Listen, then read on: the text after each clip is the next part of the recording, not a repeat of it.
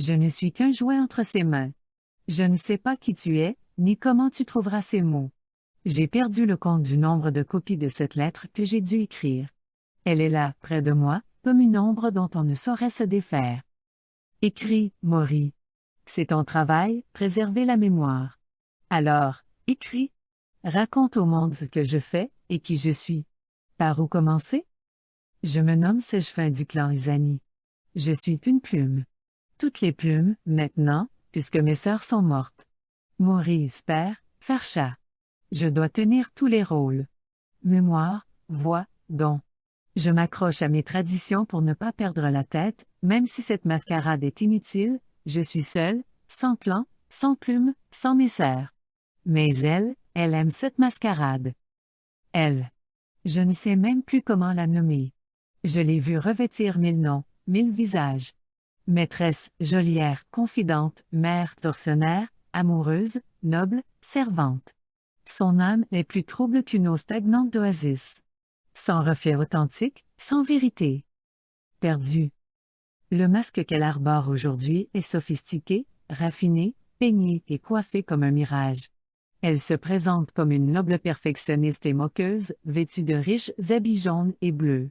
Rose. Elle veut qu'on l'appelle Rose. Son hypocrisie me dégoûte. Elle le sait, elle s'en moque. Elle respecte les Osgaroth. Pour une raison qui m'échappe. Malgré toutes mes tentatives pour me sauver de son emprise et quitter sa prison, malgré mes insultes et mes attaques, elle continue de me traiter avec les mêmes égards. Tous n'ont pas cette chance. Les pleurs de Lilia ont cessé, l'absence de ce son perpétuel me fait tressauter. Son beau visage gonflé par les larmes me regarde sans me regarder, puis finit par m'offrir un sourire triste, un éclat passager de lucidité dans son voile de désespoir.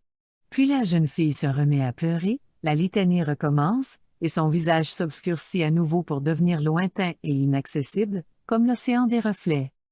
Je ne suis pas seule ici. Nous sommes plusieurs jouets. Albion, la misérable Litiatari, Lilia Théobald, Xena et Elden. Nous sommes tous prisonniers, d'une façon ou d'une autre. Certains sont prisonniers de son charme à elle. D'autres de ses chaînes. Mais alliés ou ennemis, nous sommes tous captifs, de ça il n'y a aucun doute. Le rituel aura lieu demain. As-tu bien mémorisé tes lignes? Je ne voudrais pas que tes responsabilités de Maury t'empêchent de jouer ton rôle. Rose me sourit, bienveillante, belle, terrifiante. J'acquiesce de la tête. Les mots chantent dans ma tête. Sian Rionir, te Rioniri, Sian Rionir, Vilsen Esther te Rionirian. Je n'ai pas peur. Une Osgaroth ne connaît pas la peur. Ce serait mentir, par contre, de dire que je n'ai pas d'appréhension. Rose prépare quelque chose. Enfin, ce ne sont pas les bons mots. L'esprit tortueux de cette femme est toujours en train de préparer quelque chose, même si son but ultime m'échappe complètement. Mais ce rituel-ci sera plus gros que les autres, je le sens dans mes tripes. Je perçois son excitation, je vois ses yeux qui brillent. Je la vois tourner autour de Xena. Depuis qu'on sait que l'Emmet est enceinte, Rose la couvre d'attention. Les chambres les plus belles lui sont réservées, elle est toujours nourrie avec les plus belles pièces de viande. Et mon instinct me crie que quelque chose cloche.